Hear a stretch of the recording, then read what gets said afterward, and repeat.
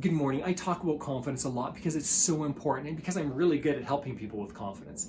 When you don't have confidence, isn't it true that it feels like you'll never be good at anything ever again? When you do have confidence, doesn't it feel like you're on the top of the world and you could never do wrong again? It's fascinating. I was just reading an article. This is where this is coming from. I was just reading an article on some professional athletes and how they could be the top athletes on the planet. And yet when they are struggling with their confidence, they feel like they might be washed up. They might be done forever. And these same athletes have at other times been at the top of their game, have won whatever championship is at the top of their game. They've won them. All these athletes that were interviewed were the best at one time of their sport, and usually still are. And yet, at those times when they were feeling at the top of their game, they could do no wrong. Here's what I want to challenge you with this morning. How much does a lack of confidence cost you? How much does a lack of confidence cost you? How much is a lack of confidence costing you in relationship with others?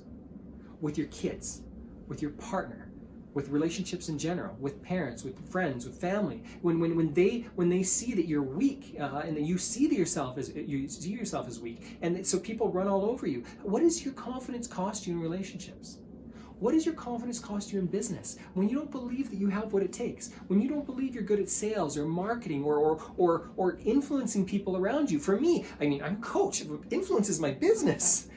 That's my job, is to influence people to work towards their own goals that they're setting for themselves, okay? In various ways, and to help them through that process. But what does it cost if you're not influential? What does it cost if you're not feeling it with sales or marketing? It can cost you tens or hundreds of thousands of dollars. It can cost you relationships, long-term relationships. It can cost you your life.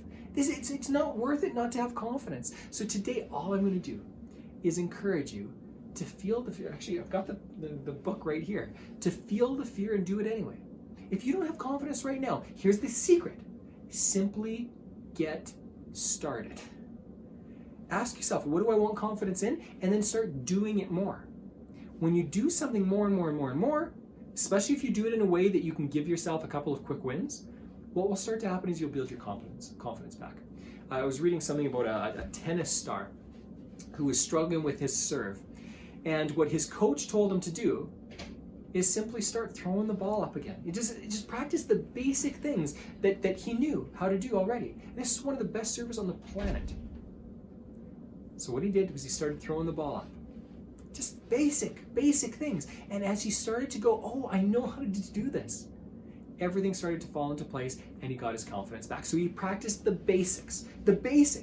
Then that's what I'm going to encourage you to do. Ask yourself, what am I struggling with in confidence? Is it with communication or with sales, or what is it?